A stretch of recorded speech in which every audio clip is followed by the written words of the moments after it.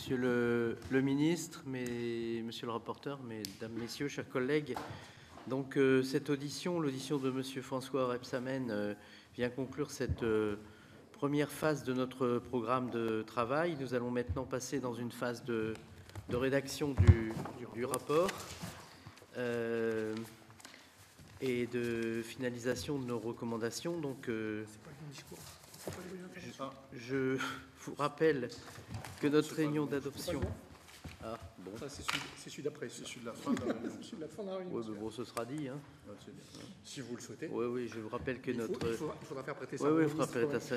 De notre réunion d'adoption du rapport se tiendra le mardi 28 juillet, ainsi que 8 juillet, ainsi que nous en avions décidé lors de notre réunion d'orientation du 27 mai. Lors de cette réunion, ce sera, vous pouvez noter à vos agendas, 14h30. Et puis, à l'issue donc d'un délai de 24 heures, comme il se doit, l'adoption de ce rapport, nous envisageons donc de tenir une conférence de presse le lendemain, 9 juillet à 16h30, après la séance des QAG. Et donc, ce rapport sera mis à la disposition des commissaires la semaine précédant son adoption et sera consultable. Donc, vous connaissez les rapports en vigueur. Hein. La prise de connaissance du rapport s'effectuera dans une salle de réunion retenue à l'avance, en présence d'un fonctionnaire de la commission. Et le rapport ne sera donc pas adressé en amont de la réunion par voie électronique. Il sera souhaitable que vous puissiez vous organiser afin que vos éventuelles demandes de modification puissent être transmises au président et au rapporteur en amont de notre réunion de publication. Cela afin de pouvoir respecter le délai de 24 heures entre l'adoption du rapport et sa publication. Voilà. Alors, monsieur le ministre, merci de nous consacrer ce temps. Vous êtes un habitué du genre, donc vous connaissez les commissions d'enquête et les obligations de déontologie.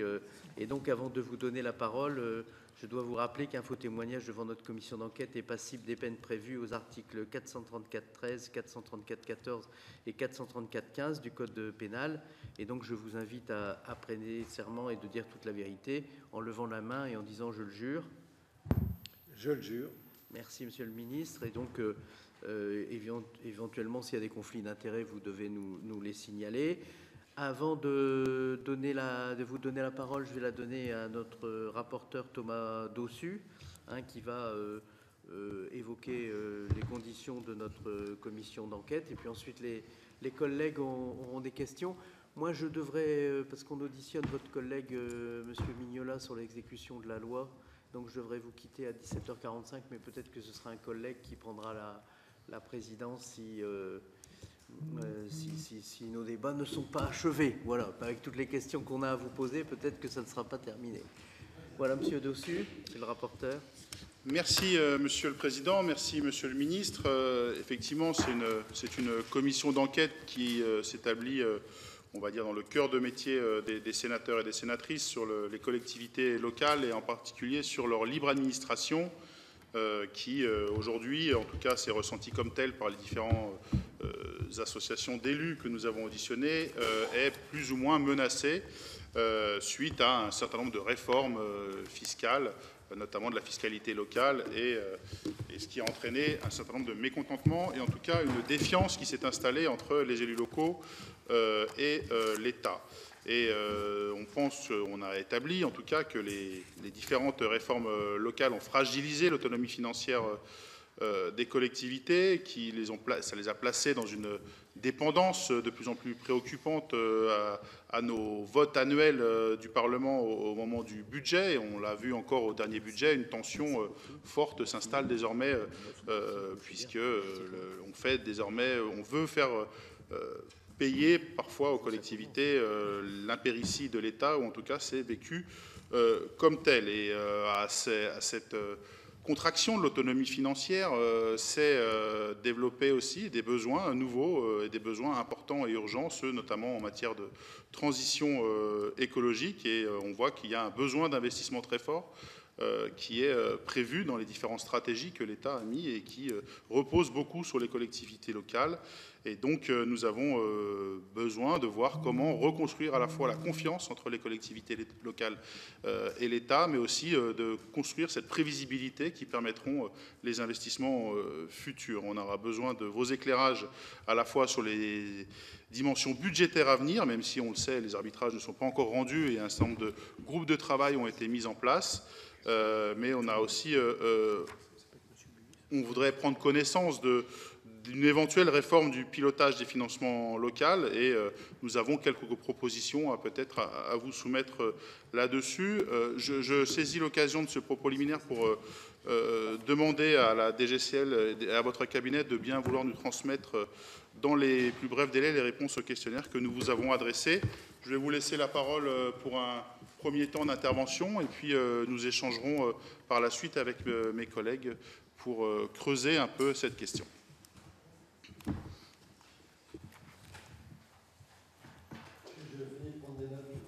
Allez-y.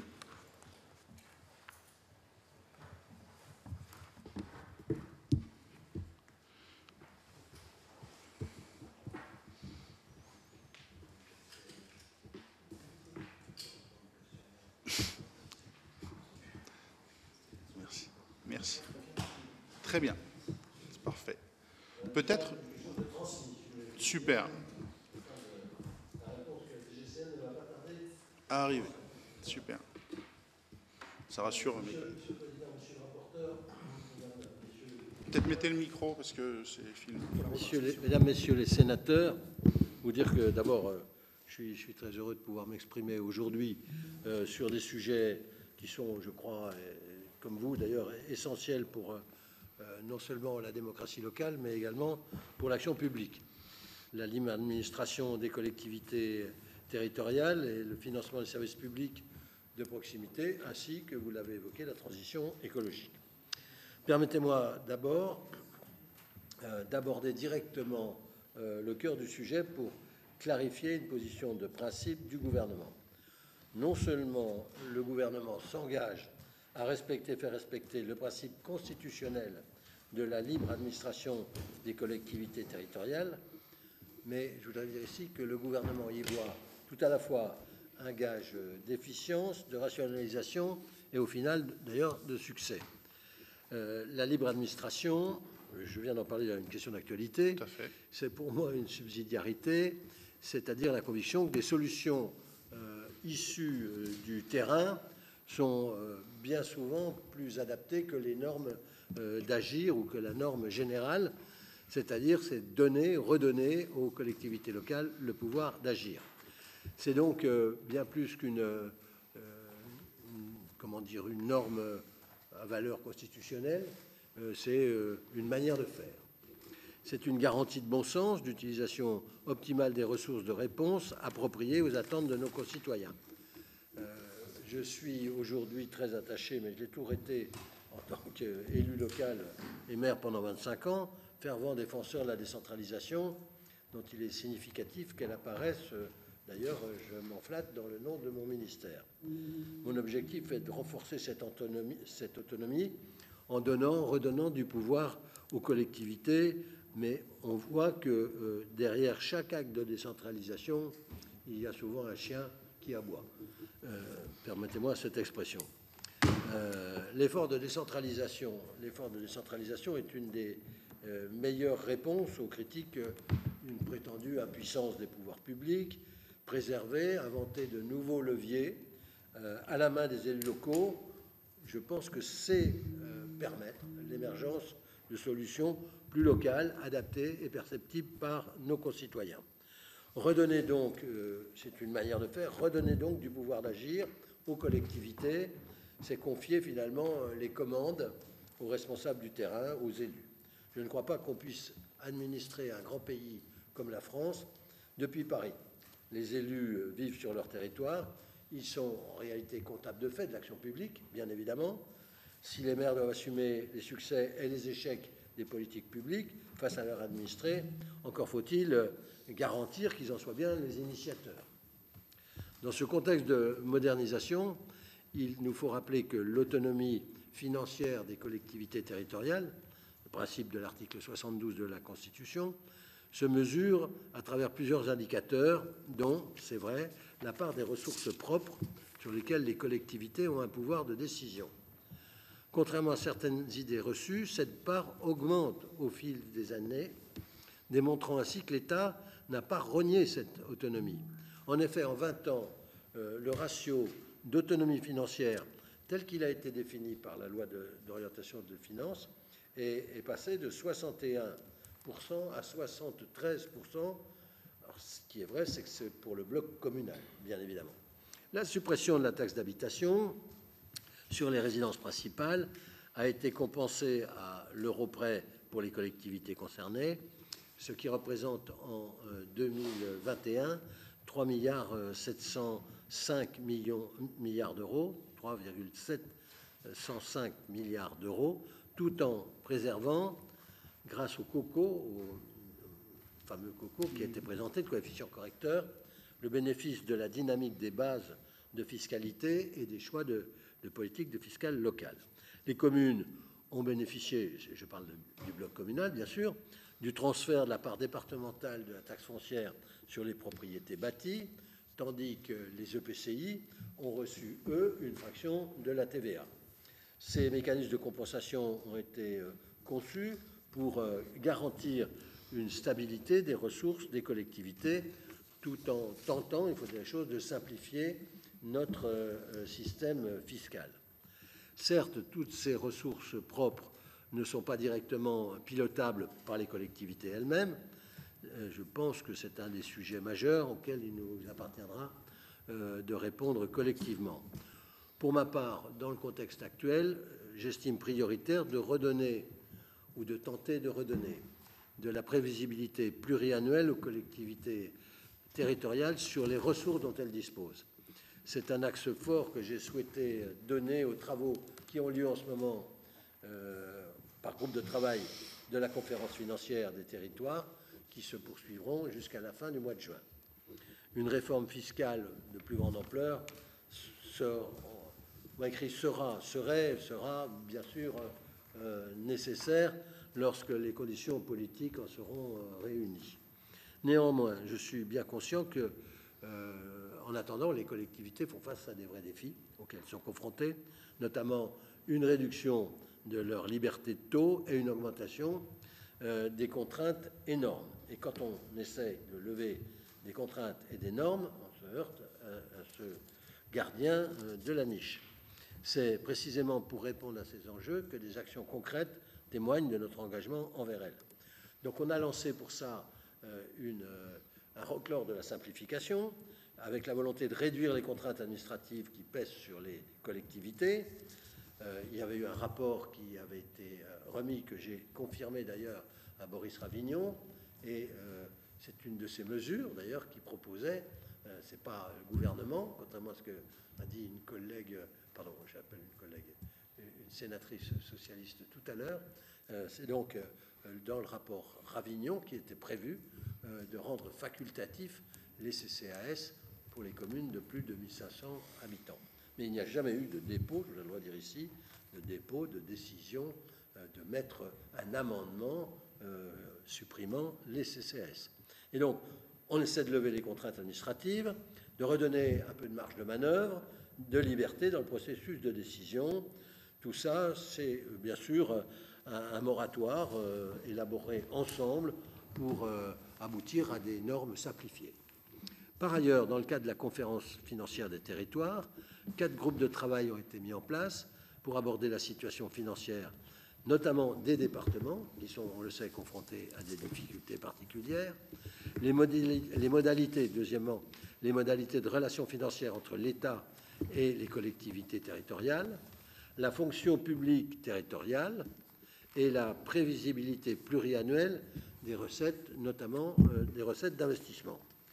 Ces efforts nous permettront, je l'espère, de définir avec les collectivités des solutions durables et équitables pour, je sais bien qu'on n'aime pas cette formule, mais pour les impliquer autant qu'elles le peuvent dans le redressement de nos finances publiques.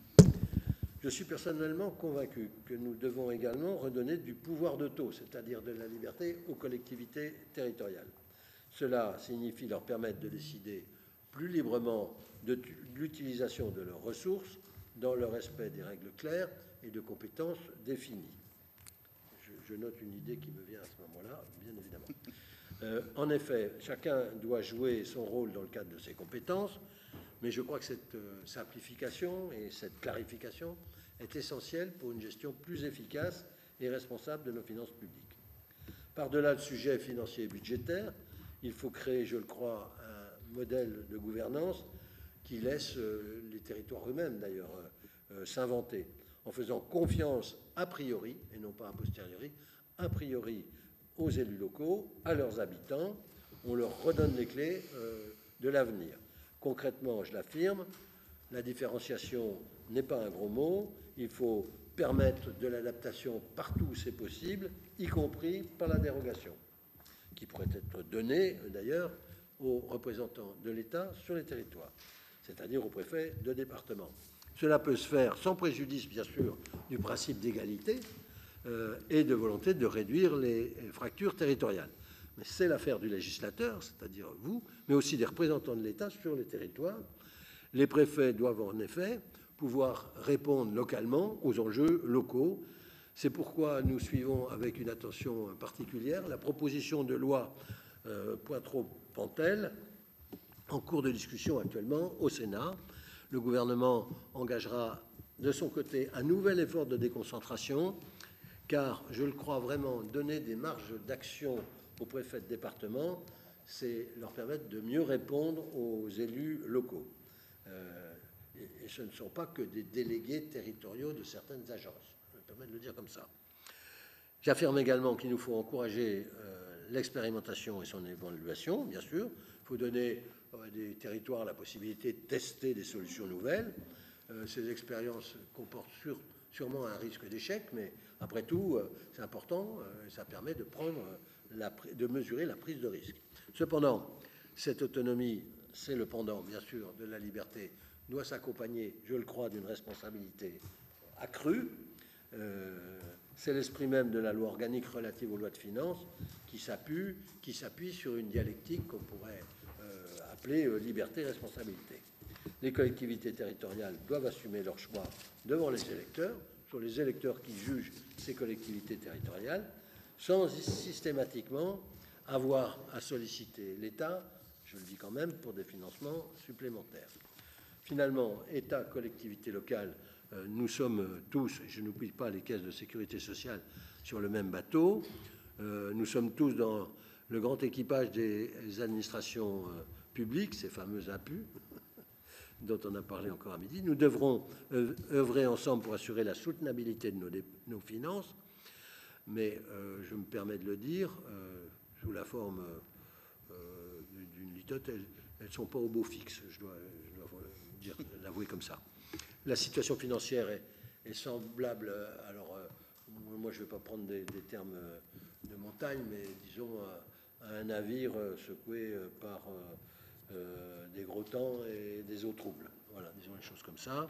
Et donc, je considère que nous devons tous contribuer à l'effort de redressement sans nous réfugier uniquement derrière des nomenclatures comptables.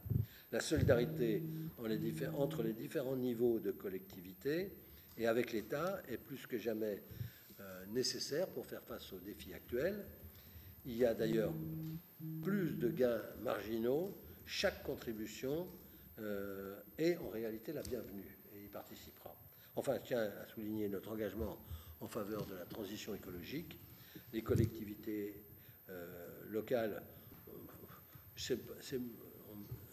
on a écrit un rôle clé à jouer dans ce domaine. Majeur. Tout se passe sur le terrain en réalité. Si des décisions de soutien sont prises au niveau national, les dotations d'investissement sont là pour les accompagner, mais ce sont les collectivités locales qui agissent concrètement pour la transition écologique, et on le voit. Le fonds vert, c'est un instrument 100% vert qui a mobilisé 1,6 milliard d'euros en 2024, soit 100% des autorisations d'engagement disponibles pour l'exercice, ce qui porte à 3,6 milliards le soutien de l'État à l'investissement des collectivités dans la transition écologique depuis 2023. Ce dispositif est fortement soutenu, j'ai vu que ça pouvait faire sourire, mais c'est pourtant la vérité, par le président de la République, et il a fait ses preuves. Il n'existait pas avant d'un tel niveau, à une telle ampleur.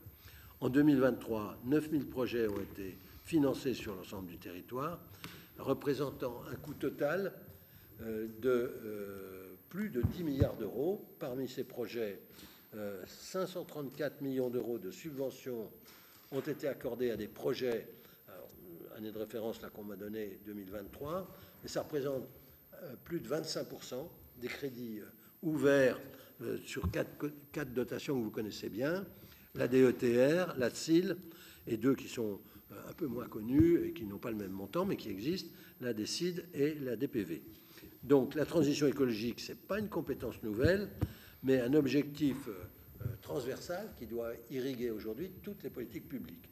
Et les projets financés couvrent différents domaines, on le voit chaque semaine à travers les questions d'actualité, la rénovation énergétique des bâtiments publics locaux, la renaturation que les maires et leurs conseils municipaux font dans les villes et dans les villages, le recyclage des friches. Par exemple, plus de 3000 dossiers de rénovation énergétique des bâtiments publics ont été subventionnés avec un objectif de transition écologique, c'est-à-dire de permettre des gains énergétiques moyens de 55%. De plus, plus de 950 dossiers de renaturation des villes et des villages ont été financés, permettant ainsi de renaturer 610 hectares. Enfin, je m'excuse de vous donner autant de chiffres, mais je sais qu'ils sont enregistrés. Plus de 670 projets de recyclage des friches ont été accompagnés. Ça représente 1200 hectares recyclés qui ont permis, et on en a bien besoin en ce moment, la création de 30 000 logements et 1 600 000 m² libérés pour des activités. En conclusion, et j'en terminerai, je m'excuse d'avoir été un peu long, mesdames et messieurs les sénateurs, je réaffirme l'engagement du gouvernement en faveur de la libre administration des collectivités territoriales. Nous travaillons avec mon cabinet et les administrations concernées à renforcer leur autonomie financière et à essayer de simplifier les normes qui pèsent sur elles, normes qui sont souvent issues d'une loi un peu bavarde. Mais cette autonomie doit s'accompagner de responsabilités partagées, je l'ai dit, dans l'intérêt de tous nos concitoyens. Notre engagement en faveur de la transition écologique, illustré par le financement de milliers de projets verts, témoigne aussi de notre volonté, détermination même, à construire ensemble un navire qui soit forcément durable et respectueux, bien sûr, de l'environnement. Je vous remercie de votre attention. Merci. Merci, Monsieur le Président. Je donne la parole au rapporteur qui va poser les premières questions. Puis ensuite, si les collègues veulent s'inscrire. Merci. Ma première question, elle va porter sur peut-être le regard que vous portez sur les différentes réformes fiscales locales en tant qu'élu local et en même temps ministre, puisque dans nos auditions, ce qui a apparu un peu, et vous l'avez rappelé, c'est une forme de double peine, c'est-à-dire des collectivités locales qui ont perdu un certain nombre de leviers fiscaux, alors certes compensés, hein, vous l'avez rappelé, mais qui aujourd'hui, dans les groupes de travail qui ont été menés, doivent contribuer au redressement des finances publiques de l'État. Et donc on a un État qui a choisi de faire des réformes fiscales locales, et puis derrière qui redemande aux collectivités de quelque part compenser aussi ces réformes fiscales, puisque le budget est parti à la dérive. Et donc, qu'est-ce que vous pouvez peut-être nous dire comme analyse sur ce sentiment qui s'installe dans les collectivités, à qui on redemande des efforts, alors qu'on les a un peu privés de levier? Vous avez raison, monsieur le rapporteur. C'est un vrai débat qu'il y a autour du redressement des finances publiques et de la participation ou non des collectivités locales à cela. Il y a aujourd'hui deux sentiments qui sont exprimés.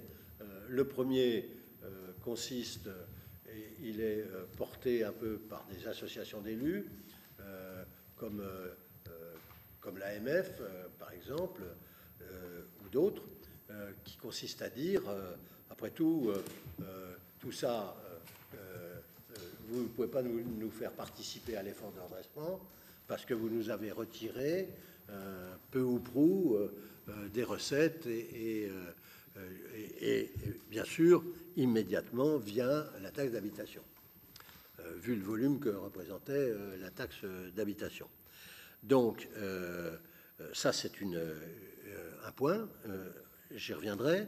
Et le deuxième discours, celui que je tenais quand j'étais, il y a encore un an, responsable des finances de France urbaine, qui était les collectivités locales ne peuvent pas ne pas participer à l'effort de redressement des comptes publics, mais bien sûr, elles doivent le faire à hauteur d'un effort qui soit tout à fait raisonnable et raisonné. Et donc, il y a les deux choses qui se passent. Mais il y a quand même plusieurs facteurs qui sont aujourd'hui en jeu. Il y a, avec la suppression de la taxe d'habitation, je ne vais pas insister trop sur ce sujet, mais c'est une décision qui a été prise par le président de la République dans le cadre de sa campagne électorale, on en pense qu'on en veut, qui avait été annoncée, mais qui a été amplifiée ensuite par le Conseil constitutionnel au nom de l'égalité. Et donc, des 80%, on est passé à 100%. Et ce que tout le monde n'avait pas perçu, je dis tout le monde, c'est qu'il y avait quand même déjà à peu près 30 à 35% de nos concitoyens dans les communes qui ne payaient plus de taxes d'habitation. Et donc, ça a été un gain de pouvoir d'achat indéniable, mais en même temps, une fragilisation, je vais y arriver, des finances publiques à travers cette décision. Donc, je comprends ceux qui disent cela. Pour moi, le plus grave n'était pas cette décision, parce qu'elle a été votée par le peuple français, on peut dire des choses comme ça, en renvoyant à la campagne qui a eu lieu.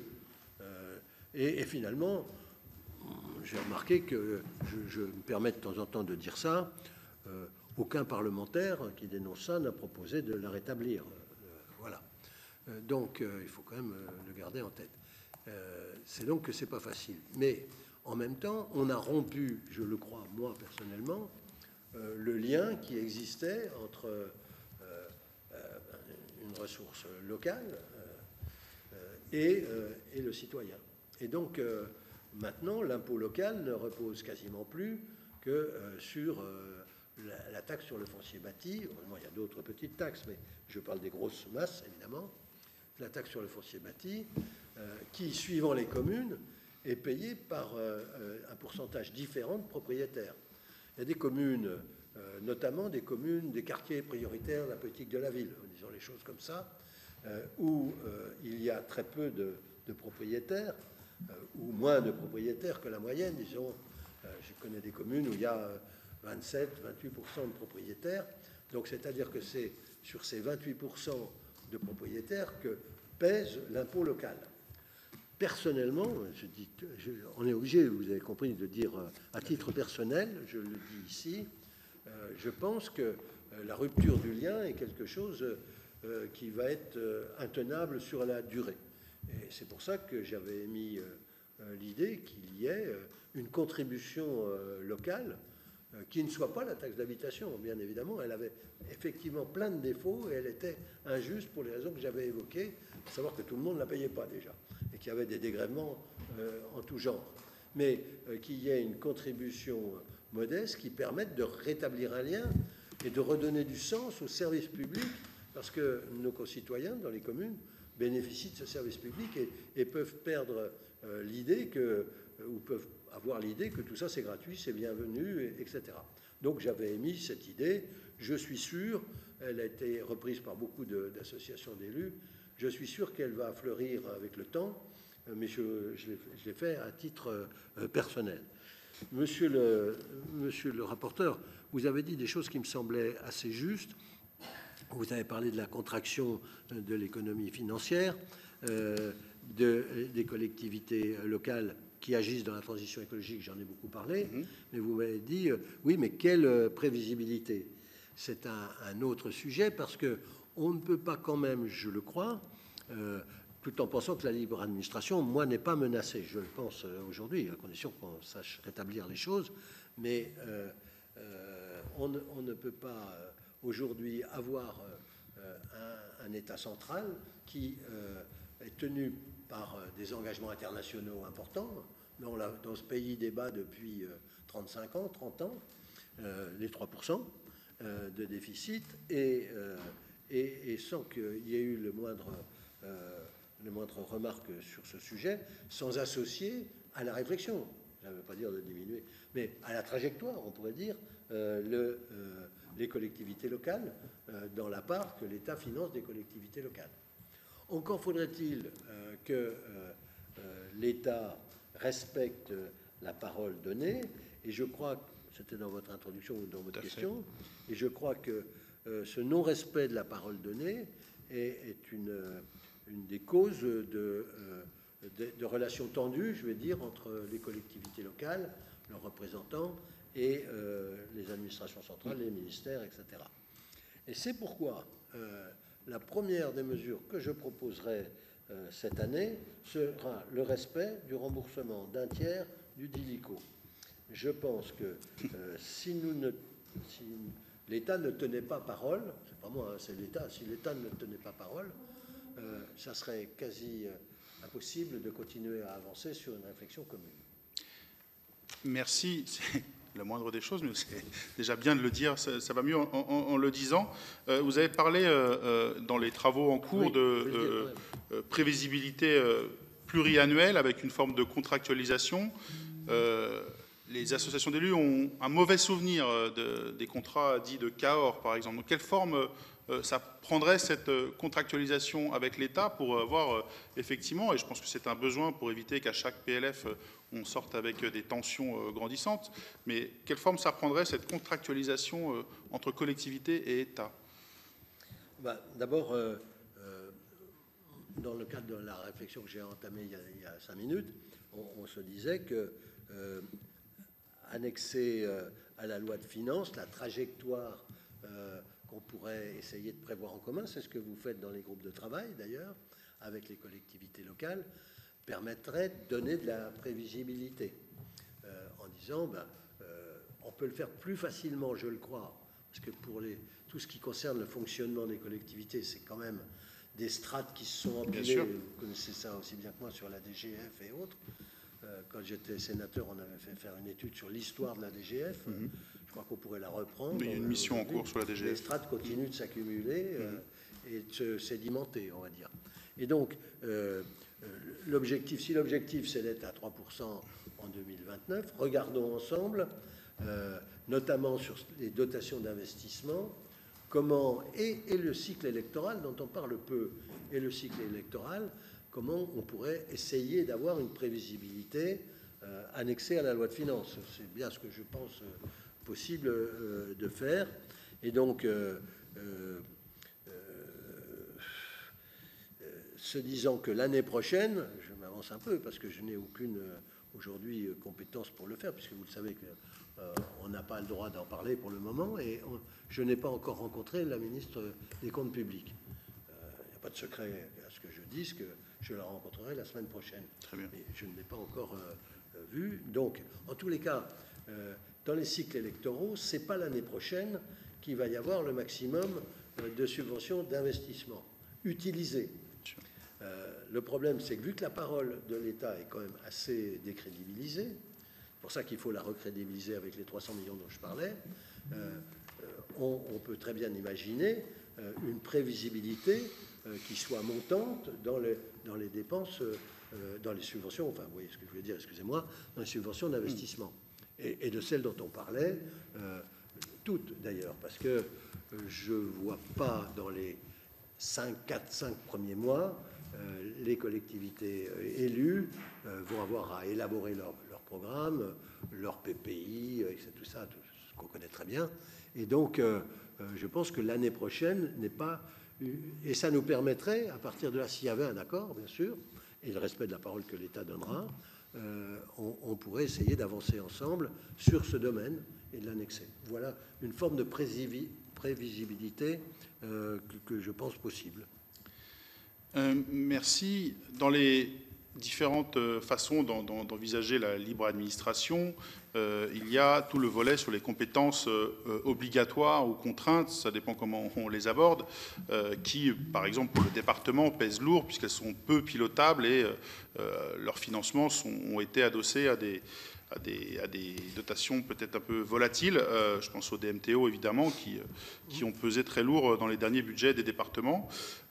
Aujourd'hui, est-ce qu'on ne devrait pas remettre à plat, ou en tout cas refaire un peu le bilan de toutes les compétences qui sont aujourd'hui dévolues aux collectivités pour peut-être mieux construire leur financement aujourd'hui et voir ce qui est pilotable, ce qui ne l'est pas, et comprendre un peu mieux comment on peut accompagner et éviter le crash, puisqu'on a eu des chiffres très inquiétants, notamment sur l'épargne des départements en ce moment.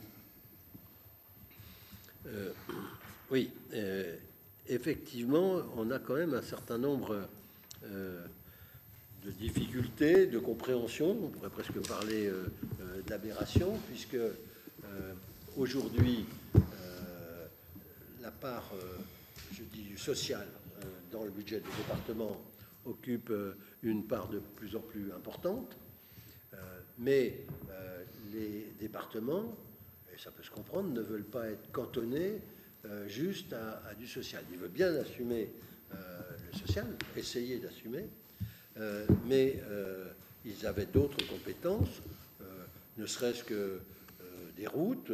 Je donne des exemples assez simples quand même, ne serait-ce que des routes, ne serait-ce que la relation avec les EPCI, etc.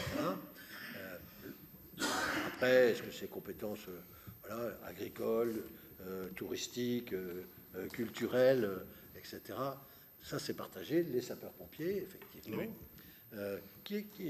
Dont l'effort de financement est partagé entre les collectivités de base, c'est-à-dire le bloc communal, et les départements.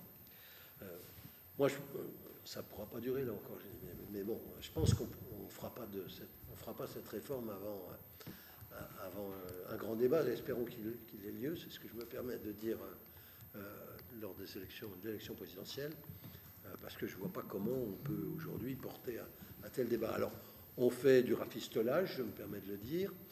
Donc, on donne la possibilité d'augmenter de 0,5 les DMTO, dont on m'a dit à midi que la prévisibilité s'améliorait. Je ne parle pas de 0,5, mais de l'ensemble des DMTO.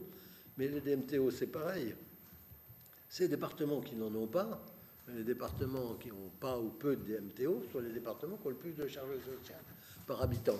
Oui. Donc, il faut quand même... oui, c'est vrai, j'avais oublié, je vais le dire. Merci. Quand même, on a des dépenses sociales qui augmentent de l'ordre de 6% par an, mais moi, j'ai demandé à DGCL de regarder ça un peu plus précisément, parce que la dépense sociale par habitant est très différente suivant les départements. Et évidemment, souvent, la dépense sociale par habitant, je dis bien, est plus élevée dans les départements les plus pauvres, parce que c'est leur histoire, souvent. Si on prend des départements, des choses que tout le monde connaît dans le temps, mais qui a perduré et qui a entraîné des modifications. Les nourrices dans la Nièvre, les maisons pour handicapés dans l'Yonne, ou pour des enfants, avec des dégâts qu'on a pu voir aussi dans l'histoire, etc., etc. Donc, ce qui est vrai, c'est que leur seule ressource, c'est maintenant propre, c'est les DMTO. Alors après, il faudrait faire accepter un peu plus, peut-être, quand on verra le rendu de ces 0,5 supplémentaires, qu'on est incapable de chiffrer pour le moment, autant que je sache, que le budget chiffre entre 650 millions d'euros, enfin entre 350 et 650. Moi, je ne sais pas, j'ai les deux chiffres qu'on m'a avancés. Donc, ce n'est pas la même chose si c'est 650 millions. Et après, encore faut-il faire accepter une péréquation horizontale, parce que sinon, on va continuer d'appauvrir les plus pauvres et d'enrichir, excusez-moi, il y en a quand même quelques-uns, les plus riches des départements. Parce qu'il n'y a pas que... Parce que la stratification qui a été faite aujourd'hui, c'est en gros, c'est 3 tiers et 2. 2, c'est 2 départements riches. les Hauts-de-Seine et Paris, pour ne pas les citer. C'est ça, hein, c'est Hauts-de-Seine et Paris. Mais bon, je crois savoir qu'il y a d'autres départements riches en France. Et puis après, c'est réparti par tiers, 30 départements, 33, 33, 33. Mais dans les 33 premiers du haut de la pile, il y en a qui sont très, très riches. Et si les DMTO repartent, ça va rentrer bien, avec 0,5 en plus. Donc, ça va colmater. Si on arrive à faire des péréquations, etc., ça va colmater. Mais ça ne résoudra pas le problème que les dépenses d'AIS vont continuer à progresser et indifféremment, j'allais dire, des recettes des départements. Donc, voilà, il y avait l'espoir d'une branche de TVA, mais d'une part de TVA, mais la part de TVA, c'est encore de l'économie. Donc, il faudrait trouver des aides spécifiques. On a avancé, j'ai entendu avancer un point de CSG, on a vu des tas de rapports sur tout ça, c'est à peu près 19 milliards d'euros, mais un point de CSG, c'est quand même cantonné à ce moment-là, pour le coup, définitivement, les départements sur le social. Tout ça, c'est en débat. J'ai l'impression que vous partagez une partie des conclusions, en tout cas de là où on en est dans ce point d'étape, sur le fait que les finances publiques locales, en tout cas le mode de financement est un peu arrivé à son terme, à bout de souffle. En tout cas, on a du mal à en comprendre la façon dont ça peut évoluer positivement pour les collectivités. Et notamment, ça a été remonté plusieurs fois, il y a la défiance, elle naît aussi d'une manque de transparence de la part de l'État. En tout cas, c'est vécu comme ça par les élus. Et on aurait besoin peut-être, en tout cas, c'est une des propositions qui avait été émise par le rapport Woerth, mais qui nous semble peut-être logique, c'est-à-dire d'avoir une instance un peu à l'image du corps, c'est-à-dire une instance qui permettrait d'objectiver les trajectoires financières des collectivités, d'avoir des données transparentes et fiables et qui permettraient d'émettre toute forme d'hypothèse où on associerait évidemment toutes les collectivités. Donc j'aimerais avoir votre avis sur ce type d'organisation ou en tout cas de conseil d'orientation de finances locales. Qu'est-ce que vous en pensez? Qui remplacerait globalement, pour ne pas créer un nouveau comité, le CFL et les différentes instances qui sont déjà un peu de cet ordre. Oui. Juste pour rebondir, avant de vous redonner la parole, sur la question de la péréquation que vous avez abordée. Évidemment, c'est pour débattre demain, mais au fond, c'est toujours intéressant de s'intéresser au futur et à l'avenir. Si on recrée un lien et sur la question qui est quelquefois évoquée de la contribution directe, certains disent que ça pourrait être sur une base de valeur locative, mais aussi sur une base de revenus. Mais auquel cas, est-ce que si on le faisait sur une base de revenus, si on fait un jour ou l'autre, on n'accroît pas encore les différences entre les départements riches et les départements pauvres. Et à ce moment-là, se pose encore un peu plus la question de la péréquation, puisqu'on a eu parfois cette proposition qui a été énoncée dans d'autres auditions. Je vous remercie.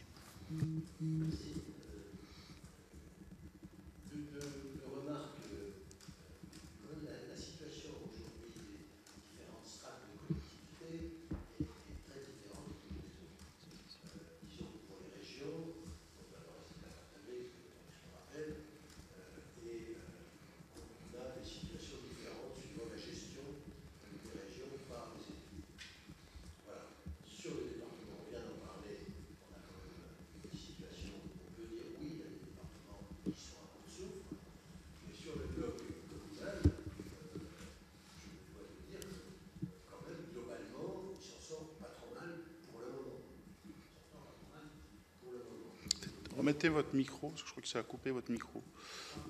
Voilà, excusez-moi.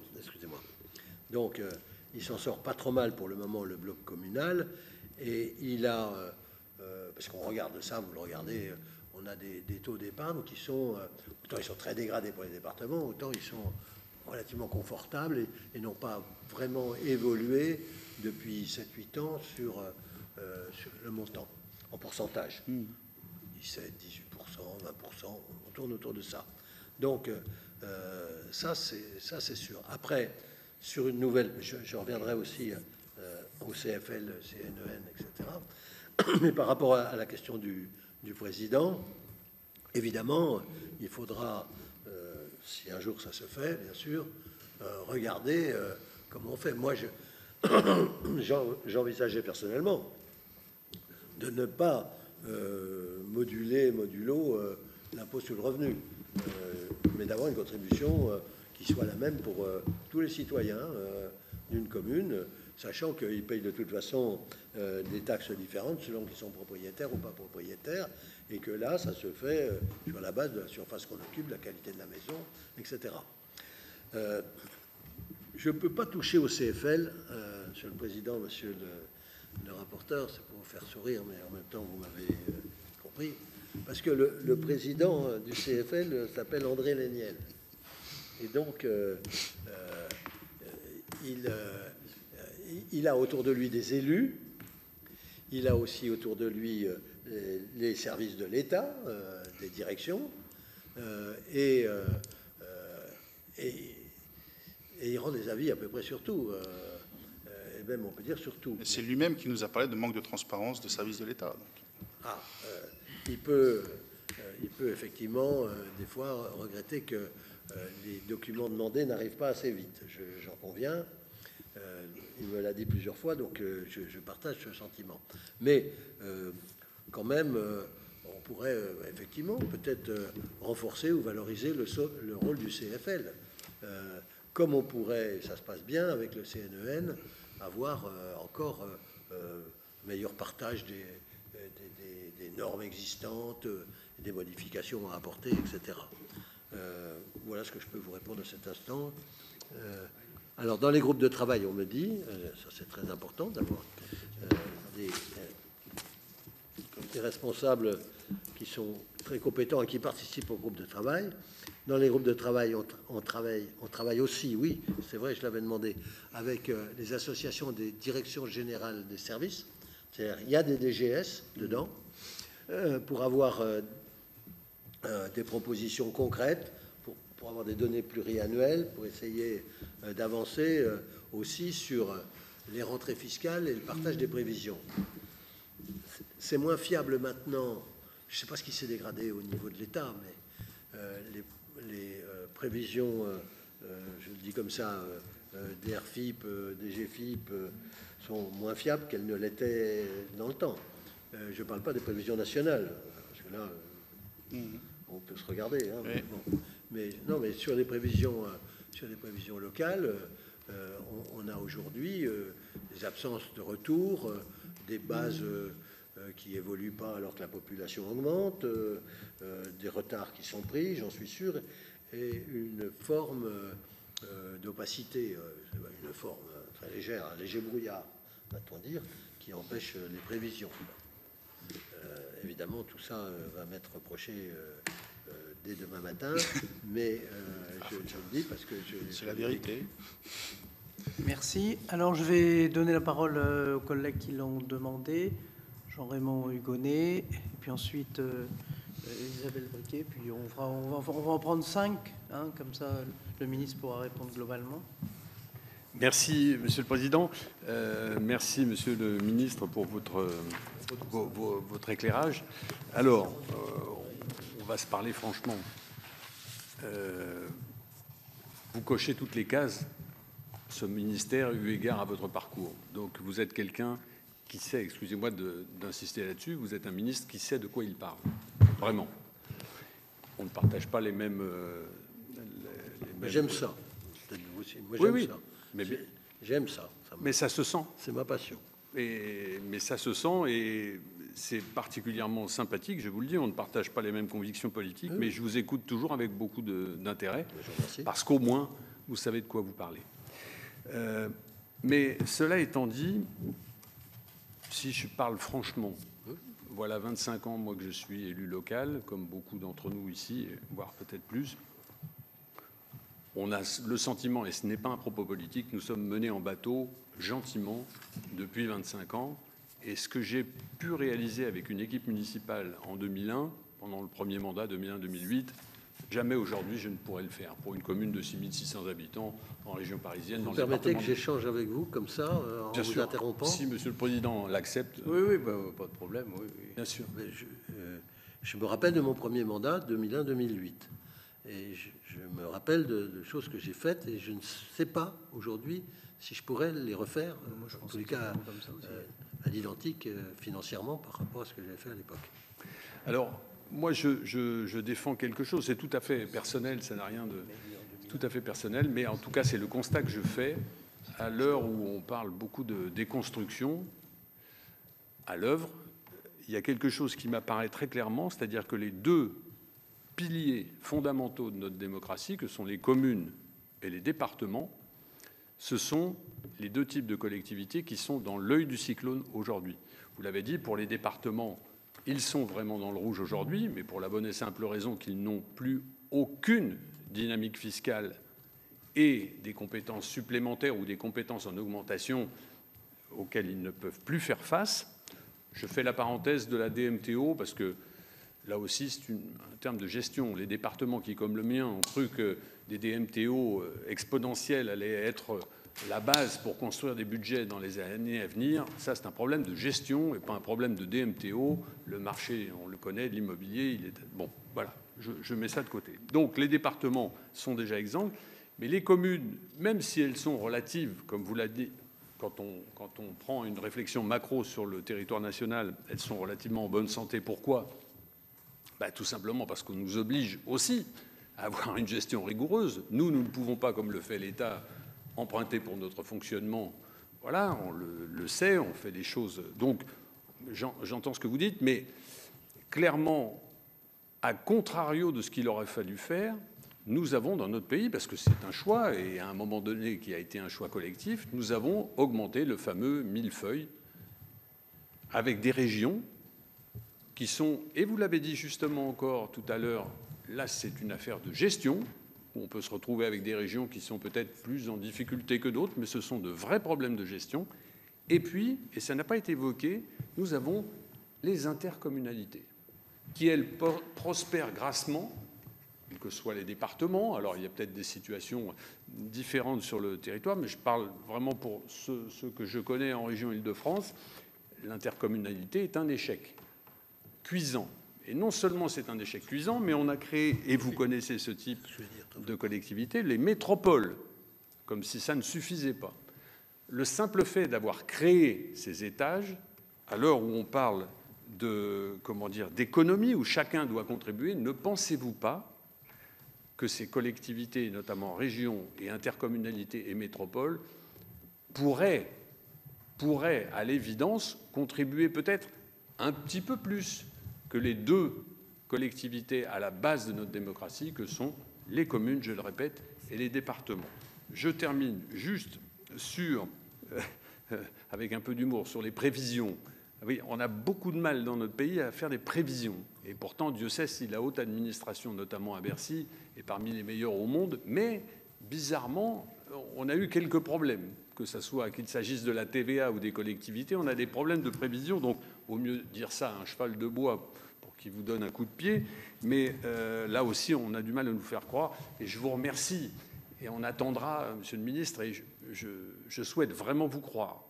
J'attends le premier remboursement de d'Illico. Et je le dis de façon, je le dis de façon très libre, puisque, en plus, ce sont des collègues et amis politiques qui ont été aussi des architectes de cette hérésie. Voilà. Alors, voilà. Donc, je le dis en totale liberté politique et personnelle, mais j'attends vraiment avec impatience qui, pour ma modeste commune, ça sera quand même le bienvenu et ça ne sera pas un pourboire. Donc, merci, Monsieur le Ministre. Merci. Donc, Isabelle Briquet. Merci, Monsieur le Président. Donc, Monsieur le Ministre, je ne reviendrai pas sur la situation des départements. Ça a été longuement évoqué. On a eu l'occasion de l'évoquer par ailleurs. Donc, je n'y reviendrai pas. J'ai ma petite marotte. Ma petite marotte, c'est sur l'effort à faire par les collectivités et comme quoi cet effort devrait se faire en fonction de leur poids dans dans la dette publique. Et on a parlé, tout à l'heure vous avez parlé des APUL. Les APUL comprennent les collectivités locales et les ODAL. Dans les ODAL, nous avons la Société du Grand Paris, Île-de-France Mobilité, qui quand même ont des besoins de financement et des investissements aussi particulièrement lourds. Du coup, ma petite question, les APUL, c'est 7,9% de la dette, avec une progression de leur part en valeur sur l'année passée de 13,8 milliards. Et du coup, est-ce que vous pouvez, enfin les services, ce n'est pas forcément une réponse immédiate, mais la part collectivité locale et la part ODAL, en fait. Quelle est la part qui est retenue juste pour les collectivités locales? Parce que sur l'effort à faire par rapport au poids de la dette, tout est question de proportion. Et sur 40 milliards, ça risque de faire une belle différence. Merci de cette précision. Et pour finir cette première série, le sénateur Christian Rodon. Oui, merci, Monsieur le Président. Merci, Monsieur le Ministre. Moi, je vais revenir sur un mot, enfin une expression que vous avez employée tout à l'heure et qui, à mon avis, intéresse et va intéresser sans doute beaucoup des nouveaux élus du printemps prochain. Vous avez parlé de visibilité pluriannuelle. J'aimerais vraiment que vous m'expliquiez ce qui est derrière ce concept. Les mots, on peut toujours la roue s'en donne une interprétation, mais interprétation traduite dans le quotidien des élus qui vont s'engager sur un mandat de 6 ans, la pluriannualité, la visibilité. Est-ce que vous pouvez développer ce concept? Merci. Monsieur le ministre, en m'excusant parce que je dois auditionner votre collègue, Monsieur Mignola. Voilà, merci. Hugonet va prendre la présidence.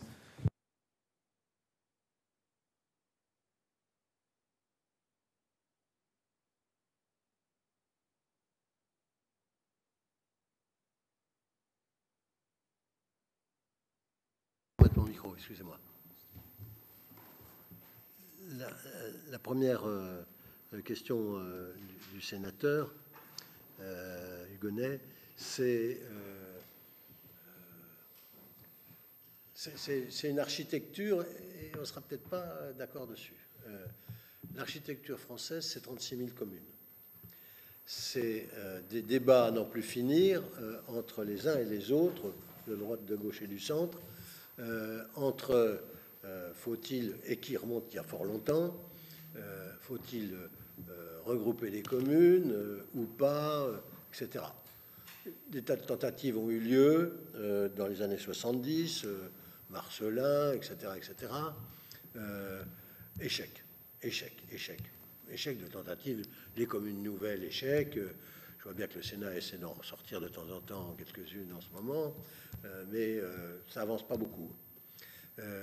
Après, il y a eu l'idée qu'on pouvait, parce qu'il y a beaucoup de toutes petites communes en France, c'est vrai, de moins de 200 habitants, et qui ont peu de moyens financiers, c'est le moins qu'on puisse dire, par certaines qui ont de belles terres agricoles, des fois, etc., ou des bois, ça compte beaucoup, des forêts, mais généralement, elles ont peu de moyens, et donc la réflexion a tourné, puisqu'on ne peut pas les faire se regrouper, est-ce qu'on peut les pousser à collaborer? Et donc, j'étais jeune commissaire du gouvernement auprès du ministre de l'Intérieur de l'époque, et on a fait la loi ATR de la République qui donnait une part préfet plus importante. C'est important, parce que depuis, ils ont perdu beaucoup de pouvoir à cause des opérateurs. Je ne trouve pas normal, je le dis à chaque fois, mais que des opérateurs puissent dire qu'ils ont leur délégué territorial, c'est le préfet. C'est un peu gênant, je trouve. Ou d'apprendre en tant que ministre qu'ils ont dépensé des crédits que je ne connaissais pas. Enfin bon, tout ça est quand même assez surprenant. Et donc on a avancé jusqu'à la loi Chevènement, qui a été le coup de boost, excusez-moi de l'expression. Les élus ont besoin de ça quand même, beaucoup de carottes financières pour avancer. Et donc d'un seul coup, on a vu fleurir. À l'époque, c'était les communautés d'agglomération. On n'avait pas encore créé... Il y avait déjà des esquisses des communautés urbaines, mais on n'était pas encore aux métropoles. Enfin bon. Donc, le principe du regroupement est né à ce moment-là. Et il s'est poursuivi jusqu'à la loi NOTRe, puis à la loi Vaptam avec la création des métropoles. Ce que vous avez évoqué est juste, mais je pense que c'est surtout juste en Île-de-France. Je me permets de le dire comme ça. Pourquoi c'est juste en Île-de-France? Parce que en Île-de-France, personne n'a été au bout de la simplification. On a rajouté une strate avec la métropole du Grand Paris. On a, peut-être c'était pas possible, mais on a empêché la constitution de PCI, qui auraient été des gros EPCI, mais qui auraient pu travailler, participer et toucher l'impôt. Donc on a aujourd'hui en Île-de-France une organisation territoriale de la République qui n'est pas achevée pour moi. Voilà ce que je veux dire. Elle n'est pas achevée, elle est à travailler, à retravailler. C'est pas satisfaisant de savoir qu'il y a un organisme, appelons-la MGP, qui distribue à des EPT qui sont ce qu'ils sont, mais qui n'ont pas la compétence. On leur redistribue des crédits par le fait d'avoir une boîte pour le faire. Donc, voilà. Donc, quant aux métropoles, il n'y a pas beaucoup de grandes métropoles en France, il faut dire la vérité. Après, le nom a été ajouté, le nombre a évolué. Moi, j'ai fait un peu d'histoire de tout ça. Le nombre a évolué. Je me rappelle que le Sénat, sous l'impulsion de Madame Jacqueline Gouraud, s'était opposé à ce que certaines communes deviennent métropoles. Enfin, c'est un groupement, communauté urbaine devienne métropole. Je pense à Toulon notamment, puisque j'étais venu avec le maire de Toulon plaider pour lui. Donc, on a vécu ça comme ça. L'Assemblée a rétabli. Mais aujourd'hui, les régions correspondent pas à grand-chose pour certaines. Je vais dire les choses comme je le pense. Les départements font partie de l'histoire de France, incontestablement. Il y a un problème quand même quelquefois de tutelle d'une collectivité sur une autre. Si vous n'aviez que les communes et les départements, vous auriez des territoires qui seraient sous dépendance clientéliste. Je le dis comme je le pense, uniquement. C'est pour ça qu'il était aussi normal que les communes se regroupent en EPCI. Après, ça a été un peu à marche forcée, j'en conviens. Donc, je pense que quand même en Île-de-France, il y a des choses qui ne vont pas par rapport au reste de la France, je veux dire. J'ai une formule, je la sors souvent, parce que, d'ailleurs, ça ne va pas même pour le MEDEF, si vous permettez cette expression. Le MEDEF, il a accepté que le versement mobilité soit augmenté de 3,5 points, je crois, en Île-de-France. Mais qu'en Île-de-France. Le reste de la France, alors il y a la belle France, je dis ça souvent comme ça pour faire sourire, mais c'est vrai, il y a la belle France, c'est l'Île-de-France, elle a le droit d'avoir des transports en commun, elle en a besoin, il y a 12 millions d'habitants, je ne dis pas le contraire. Mais il y a aussi l'autre France, celle qui est en souffrance, et qui, elle, n'a pas le droit à avoir le développement de ces transports en commun. Donc, oui, il faudrait revoir un peu tout ça, comme la DGF, comme tout, qui est très inégalitaire. Nous échangions avec la sénatrice dernièrement. Les DGF, c'est incroyable. C'est du simple au double. La pauvre commune de Dijon touche quelque chose comme 25 millions d'euros de DGF, alors que les belles communes comme Angers ou Le Havre touchent 53 ou 55 millions d'euros, c'est-à-dire quasiment le double, voire un peu plus que le double. Donc tout ça, ça s'est fait au fil du temps, c'est statifié, et donc il faudra y revenir. Espérons qu'on pourra à ce moment-là évoquer même des lois de programmation pour les collectivités locales. J'étais un peu long dans ma réponse, excusez-moi, mais la question était vaste. Les ODAL, c'est 30% de la dette des APUL. Voilà, exactement.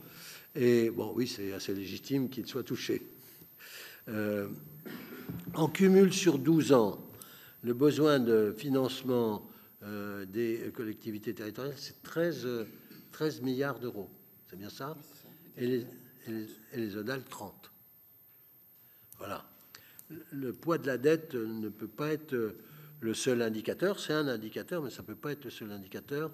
Le potentiel financier, le poids social doivent être pris en compte. Le potentiel financier, d'ailleurs, le DILICO faisait prendre en compte et le potentiel ménage, revenu des ménages, et le potentiel fiscal des collectivités.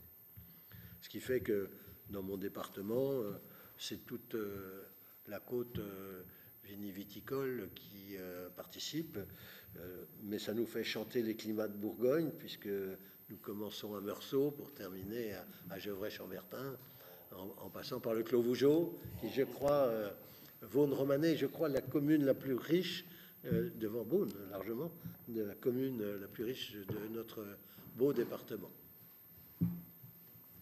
La prévisibilité. Comment faire la prévisibilité, monsieur le sénateur? J'ai commencé en parlant de la possibilité de le faire autrement que par la contrainte, parce que ça a été fait par le contrat de Cahors. Ça avait marché un peu quand même, il faut dire la vérité, mais ça a laissé un souvenir aux collectivités locales cuisant, oui, c'est le mot. Alors, les financiers vous disent, mais ça a marché quand même. On a limité, ça devait être à 1,2% les dépenses réelles de fonctionnement. Voilà. Mais c'était dans la foulée d'une élection présidentielle. Il y avait un Premier ministre qui voulait maîtriser la dépense publique. On ne peut pas lui en vouloir, d'ailleurs. Et donc, depuis, il n'y a plus rien. Donc, ça part un peu dans tous les sens. Moi, ce que je souhaiterais, c'est ce que je disais au président tout à l'heure et au rapporteur, c'est au moins donner de la prévisibilité sur les subventions d'investissement. C'est là-dessus qu'on peut le plus le faire, et je crois avec le plus de chances de succès. Sur les dépenses de fonctionnement, d'abord, elles dépendent déjà, les recettes de fonctionnement, elles dépendent déjà des choix budgétaires qui sont faits par les élus. Ils peuvent modifier la taxe sur le foncier bâti, même si maintenant, pour certains, ils atteignent un niveau important, puisqu'ils ont touché entre-temps le foncier bâti des départements. Ce qui fait d'ailleurs que les comparaisons sont difficiles maintenant. Avant, on classait les bonnes communes qui étaient celles qui avaient des taux de foncier bâti faibles. Elles avaient aussi des taux souvent de taxes d'habitation élevés, ou le contraire. Maintenant, il n'y a plus de comparaison possible entre elles, puisque en plus, elles ont récupéré le département. Et donc, il y a des départements où le foncier bâti dépassait 22-23%, et d'autres où il est à 15%. Voilà, la mobilisation n'est pas la même. Donc, moi, je serais d'accord pour ça. Ah oui, c'est pas un 2, comme je l'ai dit. Hein. Vous avez fait bien. Donc, contrat de Cahors, c'était une dépense de 3,1 en 3 ans. Mais c'était avant le Covid, oui, c'est vrai. Donc, c'était assez réduit. Donc, la prévisibilité, c'est ça, parce que moi, la prévisibilité, aujourd'hui, des dépenses de fonctionnement des collectivités locales, c'est le Sénat. Voilà ce que je peux vous répondre.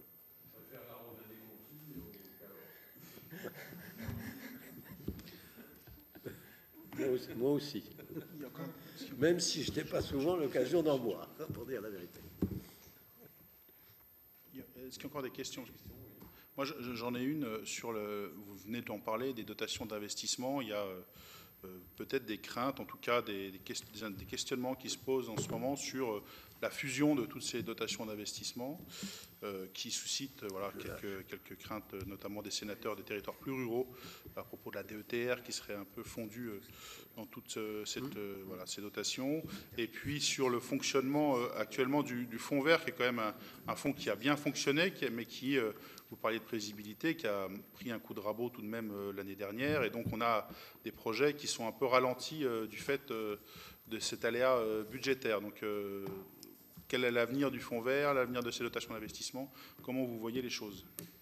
Oui, alors, hors fonds vert, je veux dire hors fonds vert, Donc, et hors FNADT, qu'on aimerait bien conserver parce qu'il a une souplesse d'utilisation à la main du préfet qui permet d'aider beaucoup des communes sur intervention qui en ont besoin. Malheureusement, celui-là, il est toujours menacé parce que, vu qu'il est souple d'utilisation, qui plaît bien aux élus et aux préfets, même s'il faut qu'on se rapproche pour ça du ministère des Comptes publics, eux, ils préfèrent le supprimer. Donc, c'est un combat que je mène depuis peu, mais qui était mené aussi avant, d'ailleurs. Moi, j'ai un peu perdu, d'ailleurs, celui-là.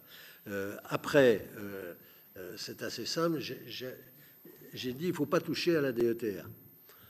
Pas uniquement parce que... Mais il y a 32 000 communes de moins de 1 000 habitants. Donc, et il y a des communes, d'ailleurs, de moins de 1 000 habitants qui sont dans des EPCI importants, dans des métropoles aussi. Dans la région parisienne, je ne sais pas, mais en France, hors Île-de-France. Et donc, 87% des projets financés par la DETR concernent des communes de moins de 10 000 habitants. Donc, elle est vraiment ciblée, cette dotation, pour les communes essentiellement rurales. Même si j'ai vu que la MRF faisait des propositions en ce sens, notamment son président veut sortir les communes rurales ou urbaines, je ne sais pas comment il faut dire, des agglos, des communautés urbaines et des communautés métropoles et des métropoles, en disant mais elles ont déjà un circuit à elles, etc. Bon, je ne sais pas. En tous les cas, il ne faut pas y toucher. Moi, je voulais mettre à la main du préfet. Je m'avance. Pourquoi? Pour les défendre et pour les protéger, ces dotations. Parce que j'ai remarqué que tout le monde, je ne parle pas des élus, c'est bien les élus, ils savent très bien que l'autre volet de la décentralisation, c'est la déconcentration. Et qu'ils souhaitent avoir auprès d'eux des préfets qui ont compétence sur tous les services de l'État, ce qu'ils n'ont pas aujourd'hui. Donc, renforcer le pouvoir des préfets dans le cadre de la déconcentration et leur donner 2 dotations. C'était ça mon idée. Donner à leurs mains 2 dotations qui seraient affectées auprès des préfets. Ce qui me disait, je me disais, c'est peut-être naïf, ça va protéger des coupes Bercy. Parce qu'ils n'oseront pas toucher au préfet aussi facilement qu'ils touchent à la masse globale quand ce n'est pas à la main du préfet. Donc, je voyais qu'il y ait une dotation rurale et une dotation urbaine. Donc, j'étais pour regrouper la DSID et la DETR, et pour commune rurale, dotation rurale, et de l'autre, la DPV qu'il faudra moderniser. J'ai demandé à DGCL d'y travailler, même si elle ne représente pas grand-chose. Il n'empêche que les inégalités là sont trop criantes, il faut les corriger. La DSIL avec la TSIL avec la DPV. Et donc on aurait 2 blocs pour les préfets, un bloc rural, un bloc en associant, comme ça se fait aujourd'hui, les élus au projet des ETR, enfin de bloc rural, et un bloc urbain où tout ils décideraient en lien avec les collectivités locales. C'est ça que j'aimerais bien faire, hors fonds vert qui fonctionne bien, même si il y a à côté du fonds vert les crédits propres à l'ADEME, qui représentent des sommes très importantes, qui nous échappent quand même beaucoup. Mais qui fonctionne bien aussi, le fonds chaleur en particulier, ça fonctionne. Ah, il est formidable. Je peux en parler, oui. Mais il ne se consomme pas bien. D'accord. Il ne se consomme pas bien. J'ai le droit de le dire. Oui, oui, mais on va regarder. Parce que... non, mais je demande, hein, parce que je suis sous serment, donc je n'ai pas le droit de dire des choses que je ne connais pas. Donc, mais, je peux dire ce que je... Merci, Monsieur le Ministre. On va peut-être prendre une dernière question. Oui. 2 dernières questions. Puisqu'on a parlé de... Monsieur le Ministre, merci pour vos propos, mais vous parlez de visibilité. Et donc, qu'en est-il de la visibilité des différents labels que vous connaissez, Petite Ville de demain, Village d'avenir, enfin, je peux vous en citer, parce que moi, je tiens quand même à le dire, dans la Somme, on a quand même 20 communes concernées par Petite Ville de demain, même s'ils sont parfois en binôme. Village d'avenir, on en a 17.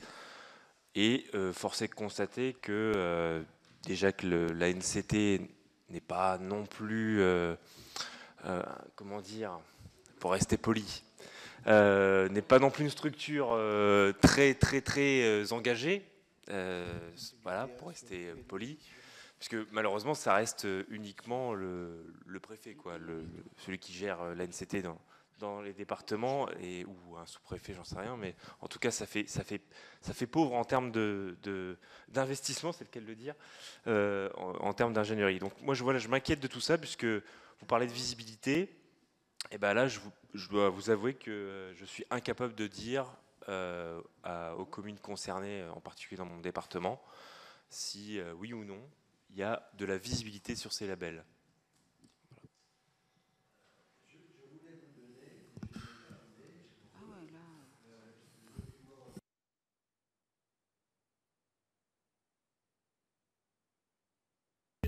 Je voulais vous donner, monsieur le sénateur, le document que le ministère de l'Aménagement du Territoire vient de sortir, qui dresse un bilan des actions, de leur implantation de nature, qui relève plutôt de la NCT, pour simplifier. C'est bien le sujet. Donc, les lieux d'implantation, le nombre, je vous le ferai passer demain. Alors ça, c'est sûr, parce que j'en ai fait tirer un certain nombre d'exemplaires, regrettant effectivement que ça soit pas mis à disposition des élus. Donc, on a établi le nombre et l'implantation des programmes de la NCT, on va les appeler comme ça. Donc, en réalité, ce sont des programmes que les élus avaient inventés. Hein. C'est des élus qui ont trouvé Petite Ville de demain. Il y a une chose qui a été portée par l'État, plus en propre, c'est France Service. Puisque là, il faut faire participer différents corps d'État ou entreprises publiques au cela. Donc, on a nos 2900 France Service, on aura bientôt 3000, avec un taux de satisfaction et tout, des implantations, on le voit très bien. On a Petite Ville de demain, Village d'avenir, mais je me permets de dire, c'est très territoire d'industrie, comme ça je n'oublie rien, bien sûr, mais ça ne fait pas une politique d'aménagement du territoire, c'est mon sentiment. Non, c'est de l'aménagement du territoire, mais ce n'est pas une politique d'aménagement du territoire. Une politique d'aménagement du territoire qui n'existe plus, qu'il faudra peut-être créer, elle doit aussi dessiner les grandes orientations en matière de mobilité, de grandes infrastructures. Ça doit être piloté, alors là pour le coup, du national au départ, et descendre après. Bon, est-ce qu'il faut faire un grand canal, je dis n'importe quoi, je vais dire je sais à qui je parle. Hein, je sais à qui je parle, monsieur le sénateur, je vous connais. Donc, Seine-Nord ou Pagny-la-Ville, Fos-sur-Mer, Marseille. Voilà, ça, c'est de l'aménagement du territoire. Et c'est décidé nationalement, non pas en fonction des coups de cœur, je veux dire. On a plutôt une France des coups de cœur de l'aménagement du territoire, qui sont des coups sincères. Le président de la République, il va dans un endroit, il dit ça manque de crédit, là, c'est pas, on pourrait développer ce territoire, et donc on affecte un contrat, on fait un pacte, bien sûr, hein, on fait des pactes Sambre, Avesnois, Terrache, par exemple, voilà, et puis après on nous dit il faudra affecter. Ça a été travaillé, 45 millions d'euros. Voilà, mais le budget dit non, vous n'avez pas 45 millions d'euros. Tant pis, on ne peut pas respecter. Moi, j'avais toujours l'habitude, quels que soient les présidents, même si ce n'était pas mon camp, de dire la parole d'un président, ça engage le pays. Mais bon, ça a changé. Maintenant, le budget passe derrière et saucissonne, enfin, etc. Donc, oui, il faut refaire de l'aménagement du territoire de manière plus globale sur les grands aménagements. Il faut pouvoir piloter plus finement et tout. La NCT, elle doit changer de nature, c'est mon avis. Voilà. Comme le CEREMA devrait participer un peu plus, il y a beaucoup d'experts de grande qualité, des ingénieurs formidables, etc., mais devrait participer un peu plus à l'ingénierie des collectivités, là, enfin, auprès des préfets de département, là où les collectivités départementales ne peuvent plus le faire. parce qu'elle faisait souvent de l'ingénierie, quasiment toute à l'époque, de l'ingénierie des collectivités. Maintenant, les 50, on va dire les plus pauvres, enfin, ou les moins aisés, comme on veut, elles n'y arrivent plus, et donc du coup, il n'y a plus d'ingénierie pour ces collectivités. Et moi, je pense que là, c'est le rôle de l'État. Il y a 2600 personnes, je crois, au CEREMA. Il n'est pas implanté partout de la même manière. Il y a des histoires assez surprenantes, comme ça, l'histoire de France. Il est né à Lyon-Bron, je crois, CEREMA. Donc, il est bien implanté là-bas. Après, il s'est dit, je ne peux pas rester que là. Il est parti un peu dans l'Ouest. Et par contre, dans le Sud, alors il fallait bien ouvrir quelque chose. Ils ont ouvert à Aix-en-Provence, mais il y a encore des territoires entiers où ils ne sont pas implantés. Donc, on pourrait très bien avoir des gens du CEREMA qui vont sur le terrain pour faire de l'ingénierie locale. Souvent, des maires demandent cette ingénierie. Monsieur... Oui. Enfin, au moins, je pense. Oui. Je vois pas pourquoi on est touché. Je pense qu'il va falloir rester quand même prudent, mais la parole de Monsieur le ministre. C'est 2545 agents au CEREMA. On va prendre peut-être, Monsieur le ministre, une dernière question, Bernard. C'est moi qui me mets en retard. Oui, non, rapidement, c'est un constat, puisque Monsieur le ministre, vous l'avez évoqué tout à l'heure, la DGF, aujourd'hui, c'est un maquis où plus personne ne comprend rien du tout. On a des aberrations phénoménales où des communes, moi je vois dans la Drôme, qui ont 10 000 habitants qui n'ont plus de DGF aujourd'hui. Il y a des communes qui ont 12 habitants qui ont 160 000 euros de DGF, quand des communes qui ont 20 habitants ont 15 000 euros de DGF. Donc aujourd'hui, il y a tellement de critères que personne n'y comprend rien. Lorsque les maires nous interrogent, on est incapable de les renseigner et personne, pas plus à la DGFiP, est capable de les renseigner. Donc, on avait voté depuis 2 ans un maintien de la dotation globale pour toutes les communes en disant, à la marge, ça va baisser. Il y en a qui ont baissé alors qu'elles avaient une augmentation de population. Il y en a qui ont augmenté alors qu'elles ont une diminution de population. Donc, c'est vraiment quand même l'aberration totale. Et je pense que là-dessus, il faudrait donner un grand coup de balai et arriver à des critères compréhensibles et lisibles par tous. Parce que lorsque, malheureusement, une commune intègre une agglomération qui est soi-disant classée riche, en 3 ans, elle n'a plus de DGF. Vous avez raison, monsieur le sénateur, je connais bien le sujet. Oui, vous avez tout à fait raison. Et je ne dis pas que c'est qu'on n'est pas capable de l'expliquer, les modifications, mais c'est incompréhensible pour le citoyen moyen. Je veux dire, c'est tellement complexe que et beaucoup d'élus ne comprennent pas non plus. Merci, Monsieur le ministre. Merci pour votre disponibilité et votre franchise. Vous avez une barbe que je connais.